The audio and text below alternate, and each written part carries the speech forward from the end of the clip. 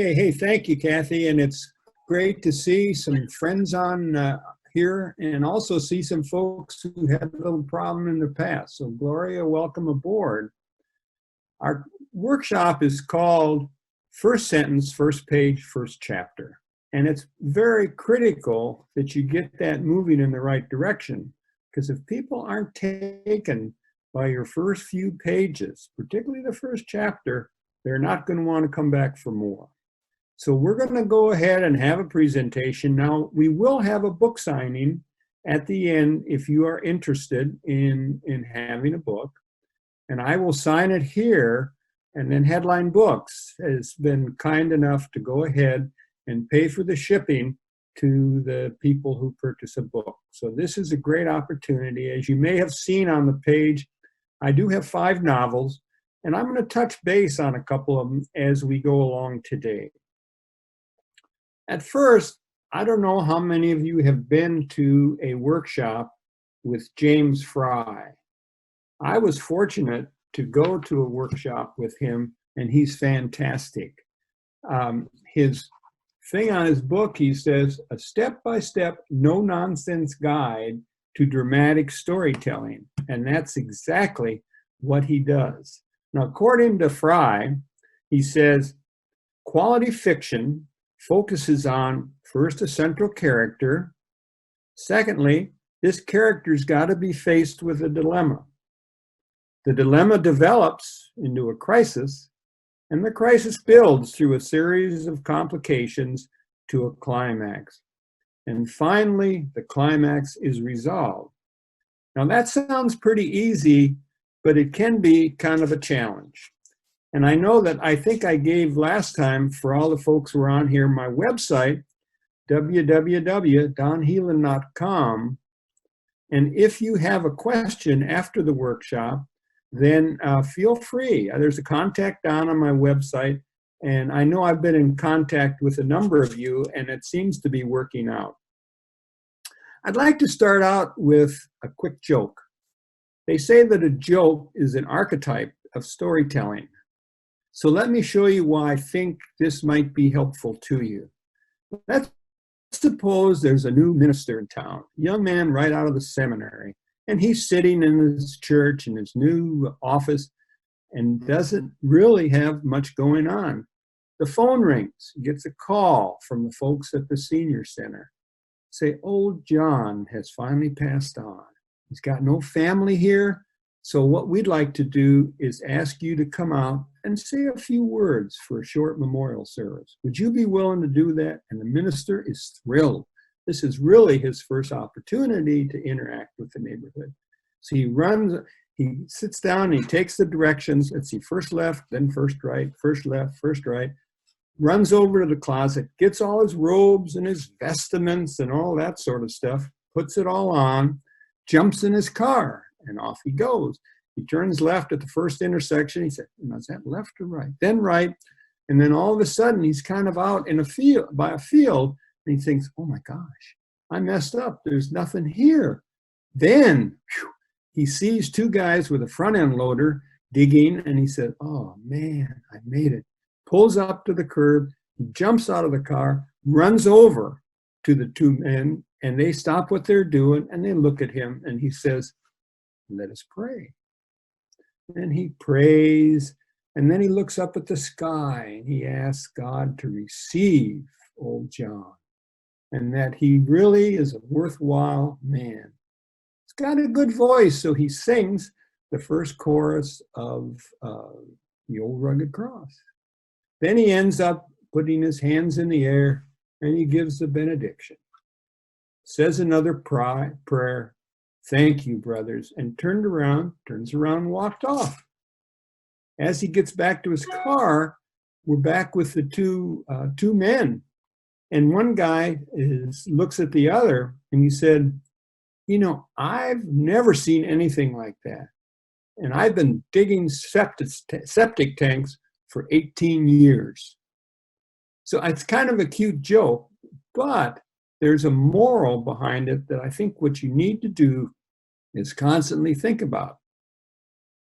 For example, do we know where the minister grew up? No. Do we know where he went to school? No. Do we know if he has a family? No. Do we know what he had for breakfast? Absolutely not. So whenever I am working on opening up a novel or getting into one of the turning points or whatever, I always think of the lesson from the minister. And the lesson there is only give readers what they need at that moment. So I would encourage you to tuck that one away. And when you're getting ready to put in a huge lump of backstory, think about that minister.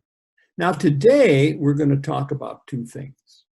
The first thing is how, and that's how do you structure a novel? And you may remember, for those of you that heard the premise, structure is the way you can take your idea and put it in a form that your readers will enjoy.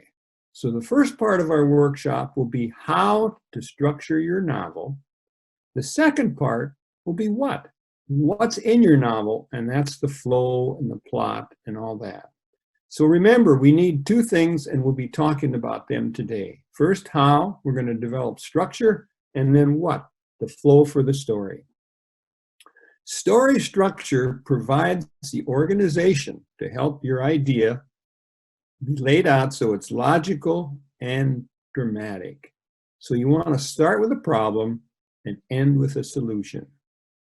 So a scene, everybody's heard of a scene. A scene is the building block of the novel.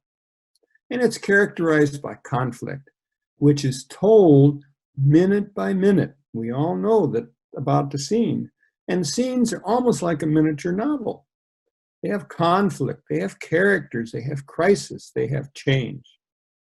The problem is, if everything was told in scenes, a story could last 1,000, 2,000 pages or more. So what you have then is a sequel. And the sequel is the glue that holds these scenes together. Now, the sequel is characterized by feeling and logic and can span huge chunks of time and space. And that is very important because you can take time and move from one scene to another by using a sequel. It carries the story from the end of one scene to the start of the next. And it can't be told minute by minute because it's only a summary. And you got to show your character digging into his emotions and fears. Okay, let me give you an example of how that might work. Okay, let's suppose that your protagonist is a woman and she's having dinner with her husband. And she has suspected that he's having an affair. And she doesn't know what to do about it. So they're eating and you have described the table and all that. So it's a scene. And finally, she says, okay, I have a question to ask you. And she asks him, are you having an affair? Of course, the husband, he blows up and gets all upset and they argue. She starts to cry. And he said, oh, for Pete's sake. He throws his napkin on the floor and he walks out. Now we have the emotion. She's crying. Your emotion, there should be some action in there, whether it be her taking her wine glass, throwing it up against the wall or something. But she is showing emotion. Then she finally calms down and she begins to think, what should I do next? I could hire a private detective. I could go see a lawyer. I could just put up with it. Maybe I'm wrong. So she walks through a number of things that she perhaps should do till finally she makes a decision. And her decision is she better go talk to a lawyer. So action is she makes an appointment, calls on the phone, makes an appointment with a lawyer for 5 o'clock the next day. Now here's where the sequel can really help you because you've set up for your readers to understand that she's going to go see the lawyer at 5 o'clock the next day. So you don't need to show her getting ready to go to bed that night, getting up in the morning, doing whatever she's going to do during the day, because all of a sudden your next scene is ready to open, and your next scene is her walking into the lawyer's office. Now this is a scene, so you have to set the description and use dialogue. She talks to the receptionist. She goes in to see the lawyer. She meets him, and you meet the lawyer too. And so you're in your protagonist's head, and she tells him what happened. And she tells him what brought her here.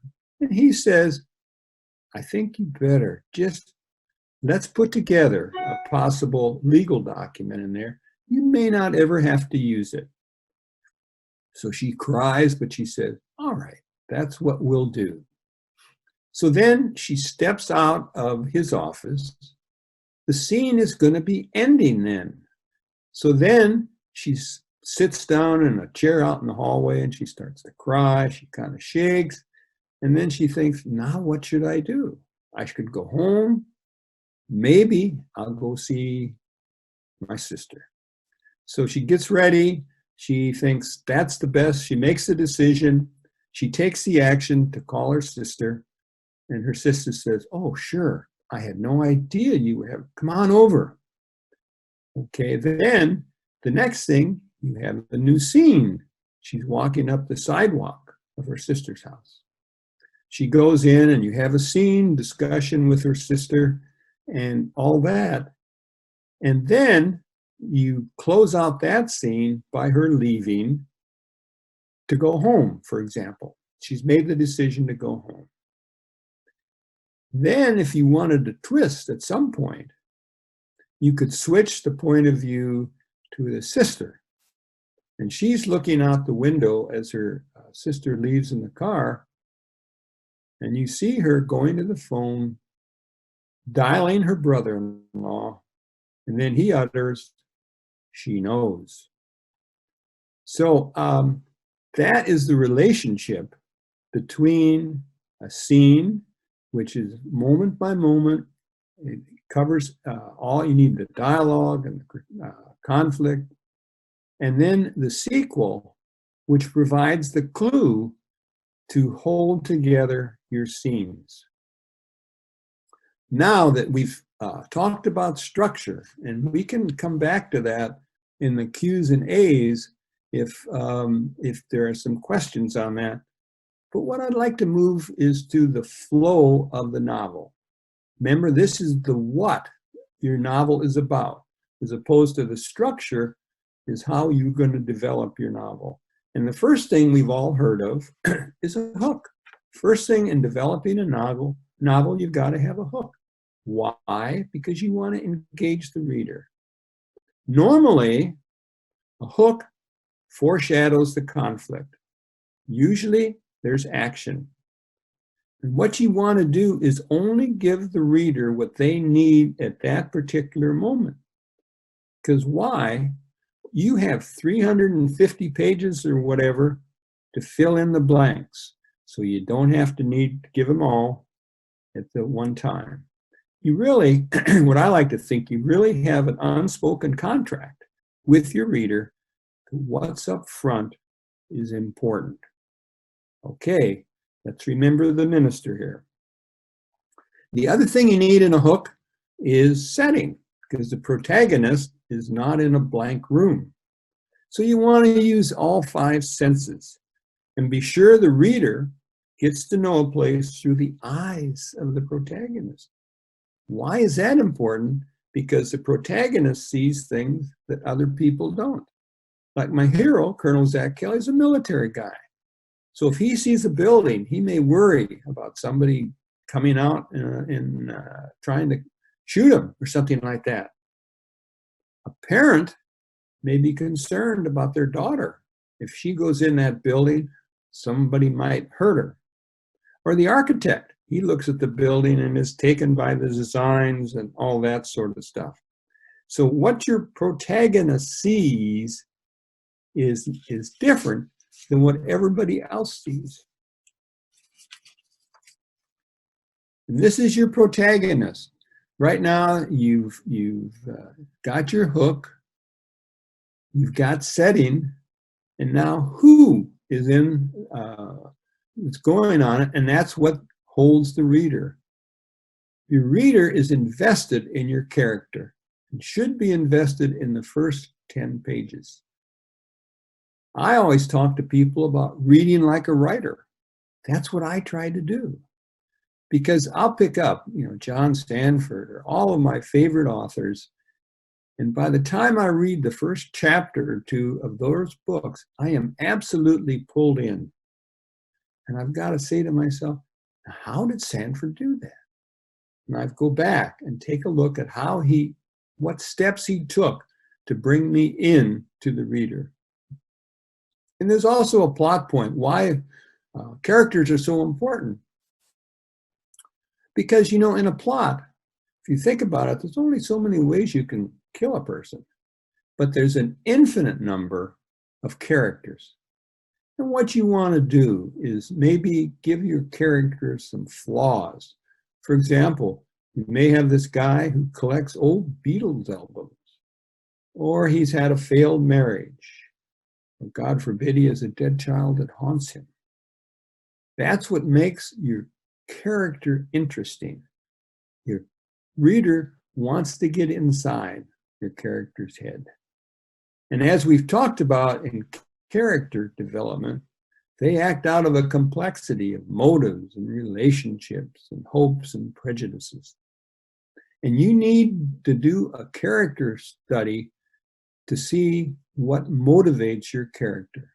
And again, we talked the other day about being very careful of stereotypes. You must have contradictions in your character, some traits you wouldn't expect.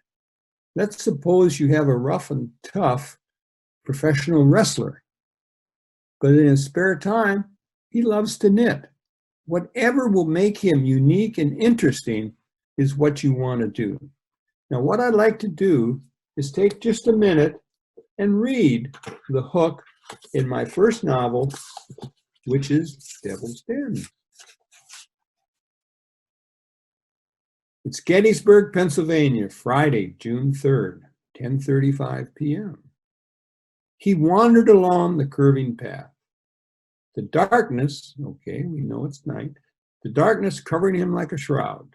Hoofbeats echoed, then the sound of shuffling feet. Looking up, we're looking through his eyes, he saw the moonlit monuments, pointing to the sky as if they were the fingers of a hand. Zach Kelly snapped back to reality and shook his pounding head. Where was he? Why couldn't he remember? Those damn hoofbeats again. He stopped and leaned against the wooden fence that paralleled the path around Little Round Top and looked down at the boulders of Devil's Den. It hit him, Blake. Where was Blake? He called her name and called it again. No answer. He recognized the 20th Marine Memorial, knew where he was, but had no idea how he got there, what had happened to Blake. Why couldn't he remember? He had to find her. Zach turned and ran down the path to his truck. He picked up a flashlight, retraced his steps, calling as he walked. Only the eerie sound of his own voice echoed back at him from the darkness. As he reached for his cell to dial 911, a vehicle angled up the curve of Sykes Avenue from his right. First there was high beams, then red and blue lights. The Jeep pulled into the parking area and blocked his truck. A tall, slender woman in a uniform stepped out and walked toward him along the winding path. Glancing up at Zach from under the brim of her hat, she pulled a ticket book out of her jacket pocket. I'm Ranger Lee. You're here after hours. You'll have to leave. Zach glanced at his watch. 10:45. I know the park closes at 10, but my friend's missing. What do you mean, missing? We parked down there and my friend Blake Lanigan stepped out of my truck. Said she hoped that maybe she could see a ghost in Devil's Den. A ghost? Lee chuckled. Well, some say Little Round Top and Devil's Den are both haunted. Okay, what happened next? His head continued to pound. I think I followed her up the path here to Little Round Top. You think? Lee put her ticket book back in her pocket and watched Zach rubbing her chin. You'd better let me see some identification. So that's the hook that I'm trying to use to get my readers interested in Devil's Den.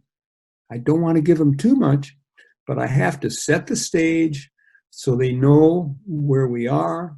They have to meet my character, Zach Kelly, and then we know that he has some sort of problem where he can't remember. Okay, let's move on. We've had the hook, the setting, and the character.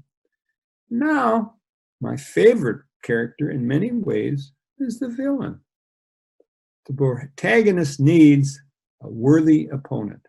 He must be clever or isn't a worthy opponent. And the villain, I usually like to develop them, and I'm very careful because we don't want them to just be a foil for the hero.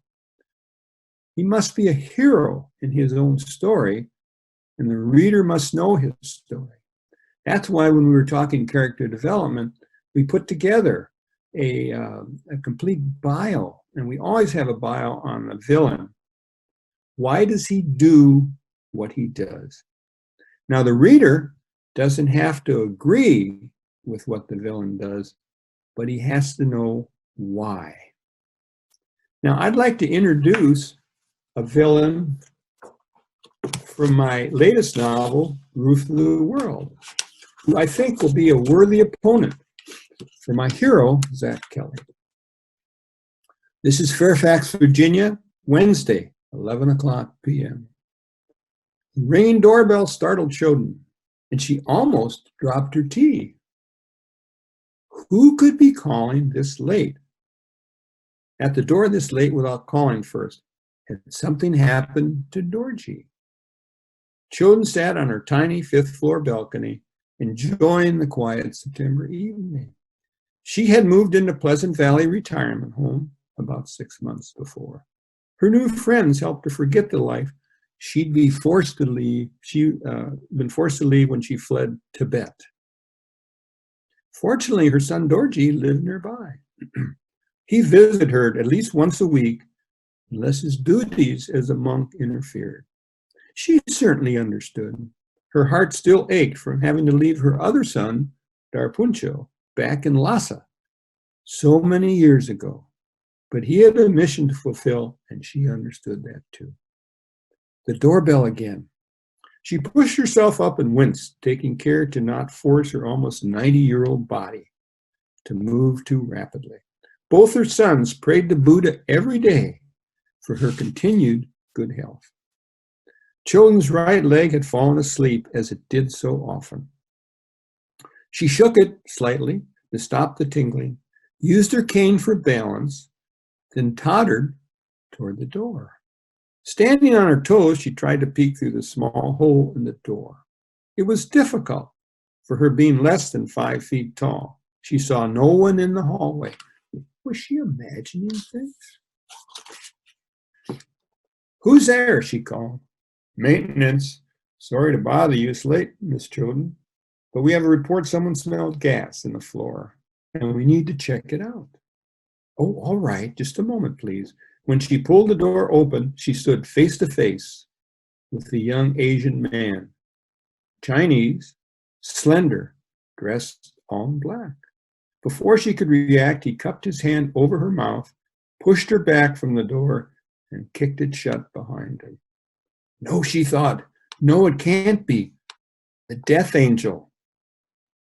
The man looked at her with knowing eyes, as if he could read her thoughts. Yes, Choden, it's me, the death angel. Did you think you could evade me forever?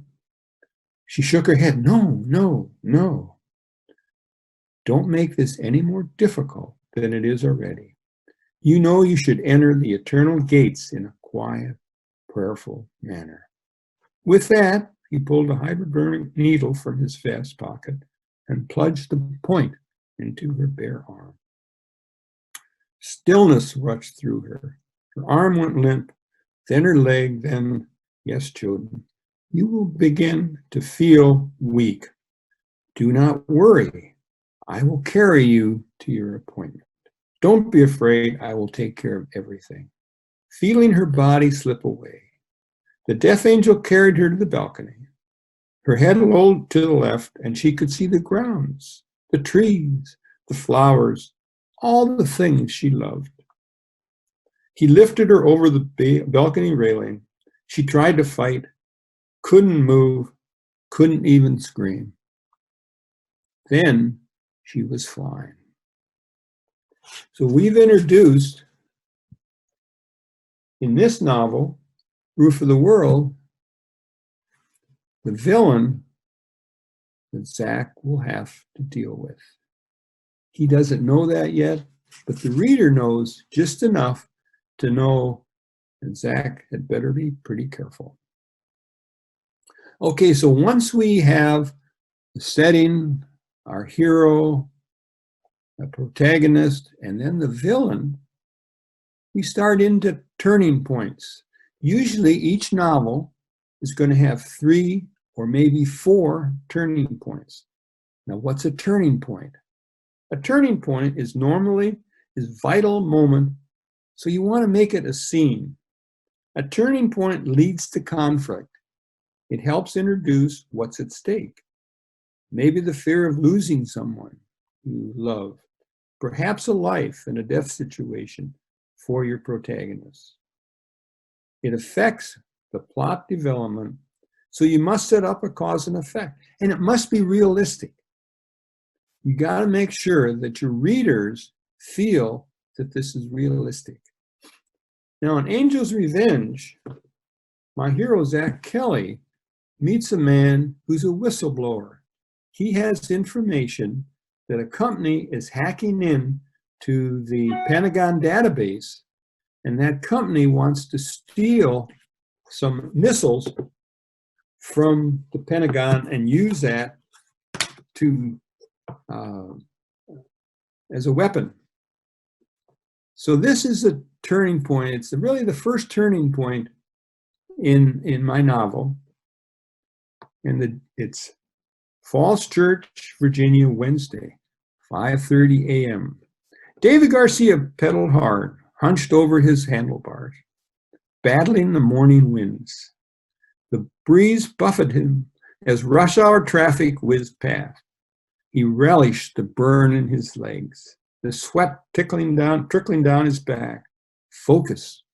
Forget your frustrations. Pedal.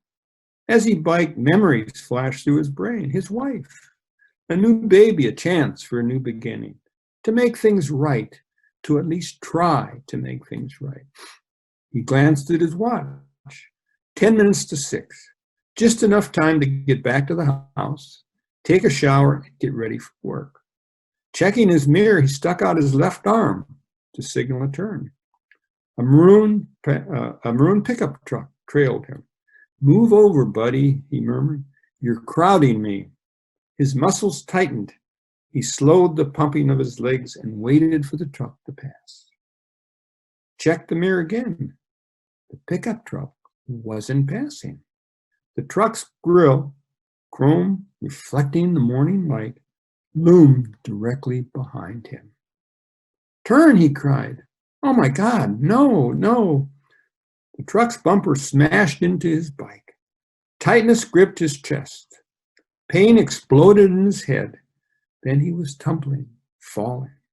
The sound of screeching metal enveloped him. Then darkness. So what we could do, we know Zach Kelly knows that this whistleblower has some information. So Zach has set up for him to come and make a statement. But rather than telling the reader about an accident, we show them. So the reader can follow along. And that's a turning point because it changes what Zach Kelly's trying to do. Okay, now we've had maybe one, maybe two turning points, and we're now in the middle of the novel. And what we're trying to do is build a flow. What we want to do is develop a number of hurdles for your protagonist. These should grow in importance and intensity as the action races toward a climax. It could be a series of ticking time bombs or deadlines or just an overall feeling of unease. You want to up the action by introducing new threats. What's the worst that can happen now? And at the same time, you want to combine character development and these action scenes. So as your character is going through these action scenes, your readers get to know him a little better. Maybe a sentence here, a sentence there. You don't need long backstory. But the stakes must be high. It may be something like in that novel, somebody's trying to steal a Predator drone. Watch out for saggy middles. I attended a workshop for Lisa Moss, and she talks about saggy middles. And of course, your first thought is what you carry around with you, but saggy middles, how many of you have opened up a book, started reading and said, oh man, that's good, I like that. And it goes along and all of a sudden, it gets into the middle. And it just kind of dies. They just keep doing the same thing. And all of a sudden you say, I don't know that I want to continue that. So this is a good time for your secondary plots. If you do as a secondary plot, you want it connected to your main plot. What else is going on in your hero's life besides stopping the bad guy? And this gets back to what we talked about earlier, the public quest and the private quest. You have to do your job, what it might be, save the country from something, and build a relationship. And this is what's happening to my hero. You may remember Zach Kelly is a single parent of an 18-year-old daughter. So while he's being called to the Pentagon to do all these wonderful things, he's trying to build a relationship with his daughter. Also, we know that Zach has a moderate case of post-traumatic stress disorder from his 3 tours in the Middle East with Ranger battalions. That's why he sometimes has trouble remembering. You need to be a little careful of relentless actions because conflict comes from inside the POV character. You want emotions is what caused the conflict. Some of the movies, you like a couple of the Die Hard movies, you just have one car chase after another. And after a while you say, oh boy, that's enough. Because so action without emotion leaves you flat. You can see conflicting emotion without much action. For example, some of you read, I'm sure, Snow Falling on Cedars. And it's a story of a reporter who has fallen in love with a Japanese woman right after World War II. And she's in one of these villages that we created for Japanese. But she's committed to a Japanese man who's been arrested for murder. Now, the reporter, our hero, knows that the Japanese man is innocent. And as he's walking to the courtroom, he's been asked to testify. And as he walks there, he's thinking to himself, if I tell the truth that he's innocent, then he's going to marry the woman I love.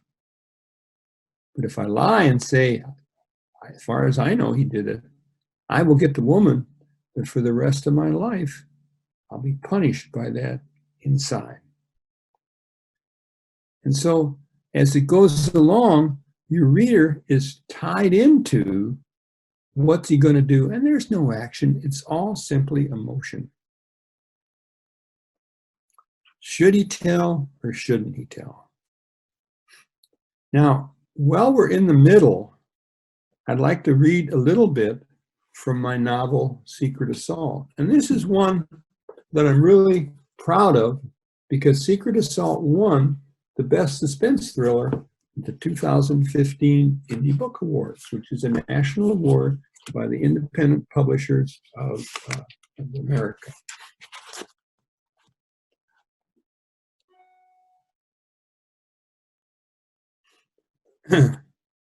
So what we're doing now is we're heading to en route to Pennsylvania, and it's Wednesday morning. The helicopter bounced Zach around as they flew through the early summer skies nearing Harrisburg. Henry Flowers, he's the FBI agent who's with Zach. His voice sounded in Zach's earphones. The state police arrived on the scene about 7 o'clock. Fortunately, one of the troopers remembered our request for information on any killings of retired military personnel.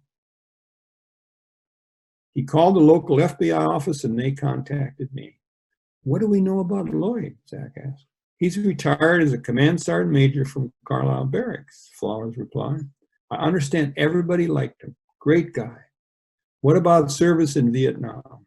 Zach wanted the key facts. He fits the profile.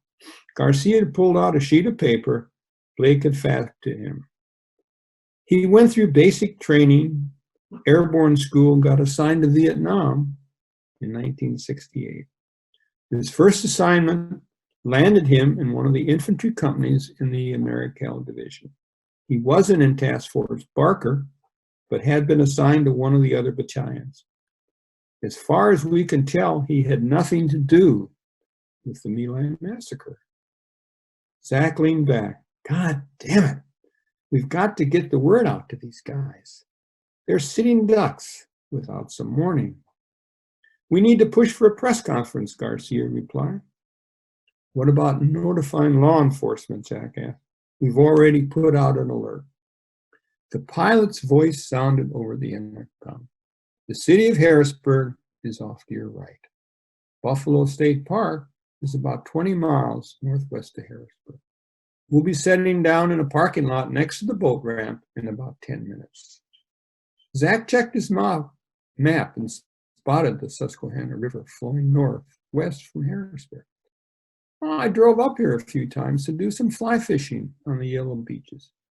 About 45 minutes south of here, east of here, west of here. Never dreamed I'd be back in a nightmare. So we've told a little bit about Zach.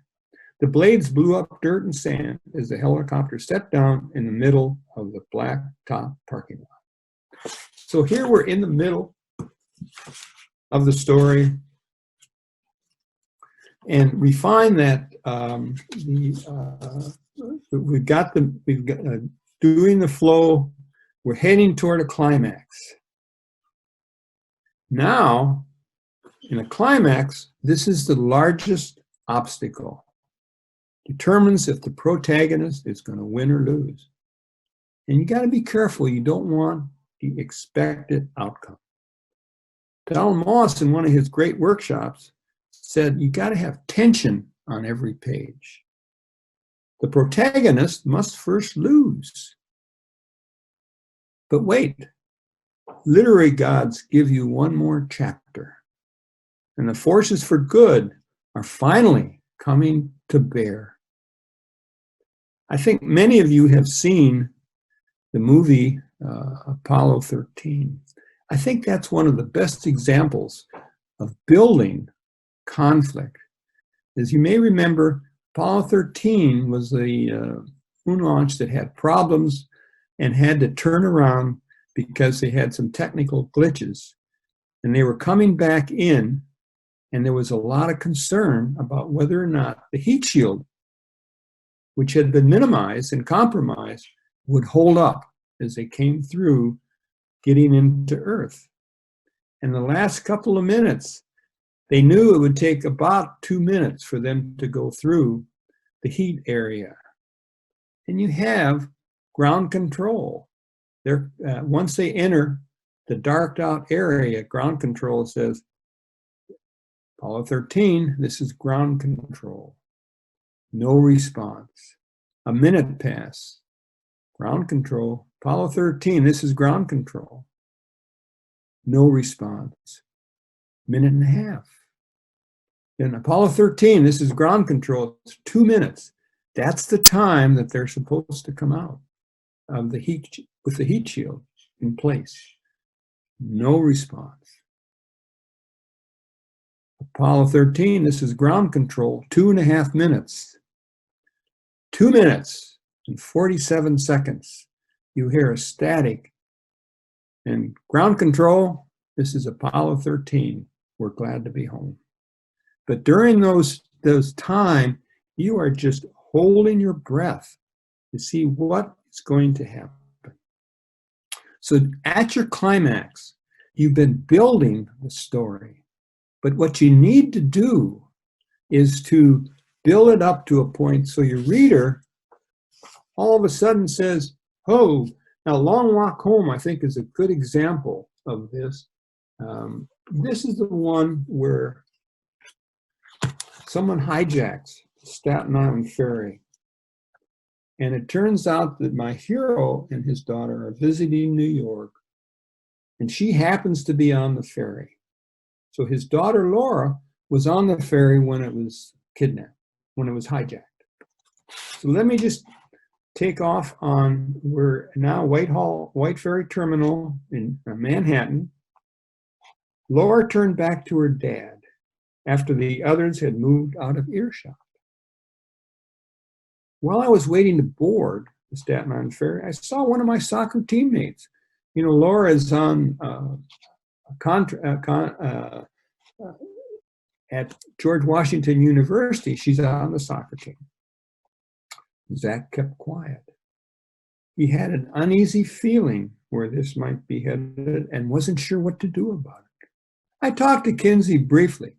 She's a leader on the team, and I think it would help me to get in with the team if I knew Kinsey better. You can pick her out in a crowd, Jack asked. Oh, sure. After we got on the boat and the hijackers took over, Kinsey changed into the outfit with the other hijackers.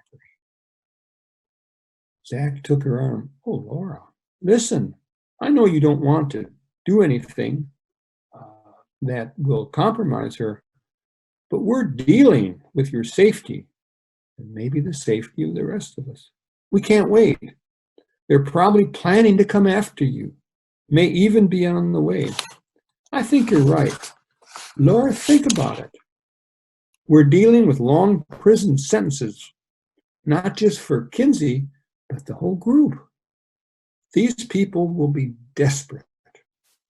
They won't want you to be able to testify against them. They walked about half a block, neither one saying anything. Zach tried to figure out how best to protect Laura from these people. He was about to turn around and head back to the terminal to find Chief of Police when he looked up to see a man and woman walking toward them. Both of them in ball caps, sunglasses, and masks. The woman held up a pistol. Kinsey, Laura whispered. Kinsey pointed the pistol at Laura. You shouldn't have been there. It all happened in a flash. Zach dove to tackle her, but Kinsey was too far away. Two bystanders turned to see what had happened. They screamed. A young man hit the ground. I have to let it go at that because I don't want to tell you everything. But I want you to know that you continue as you start out with your hook and as you go through the processes and your turning points, building up to the climax, you've got to keep your reader involved and leaning forward. So the resolution, you have the outcome. Does the protagonist reach his goal? That you have to give the readers a chance to tie things together.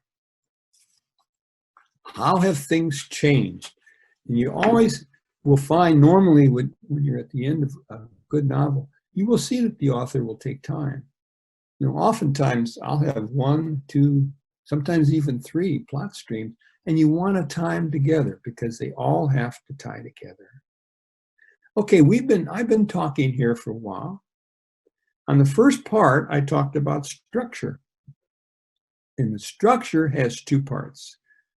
It's a scene, which is a building block, and the sequel, which is the glue to tie the building block together. In the sequel, you have to have emotion.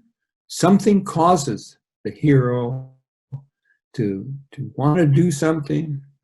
He's got a number of options, so he's got to think through that. He needs to make a decision, and then he can go on and take action to do something. And you can waylay a lot of time and distance by using that sequel, because by using a sequel, you've been able to tie one scene into the next, and your reader will be able to follow you. So that's structure. Now, the flow of the novel, we start out with a hook. Then there are a number of turning points. We talked about the turning points. You get to the middle of the novel, and conflict should be building. Something new is happening. It's a good time to put in secondary plots. Then the climax. You want your readers really leaning forward. And then at the end, you have your resolution where you tie everything together. Okay, I think that's probably enough. I would be more than happy to take your questions. And I want to remind you that we do have an opportunity at the end for book signing. If you're interested in a book, I'd be happy to sign it for you right here on Zoom. Then my publisher will provide the shipping to send it to you. So now let me close and take any questions that you might have. Thank you so much, John. That was great. I'm going to ask everybody if you would like to ask Don a question. You can unmute your microphone and ask a question, or you can type it in the group chat. To toggle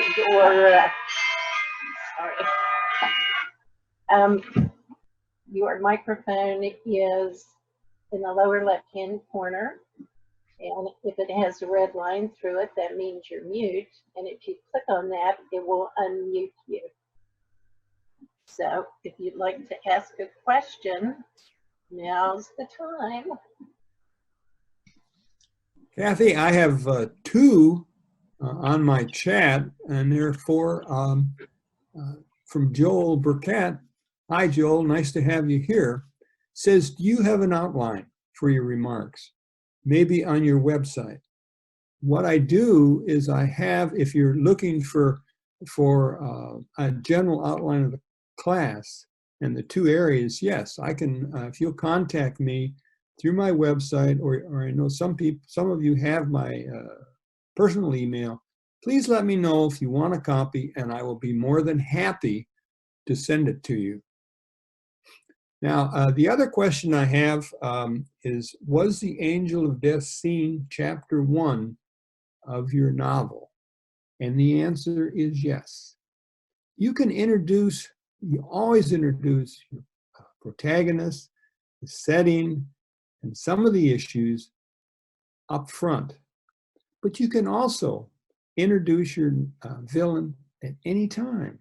It depends on the story. I think my latest novel, The Roof of the World, I think in chapter 1 is the first one I introduced the villain right up front, because that's what it took to get Zach on his way to Tibet.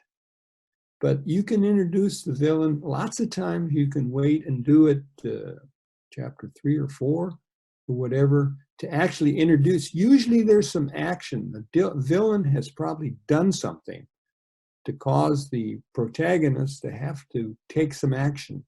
So normally that happens right away. Now, whether or not you introduce that person so that the reader knows who he is, that's up to you. But it's important that the reader knows, sometime in the story, knows who your villain is and why they're doing what they're doing. And sometimes you can have some really good time and fun with it, with your reader, by presenting 2 or 3 people who might be villains. But eventually you need to let your reader know who the real villain is.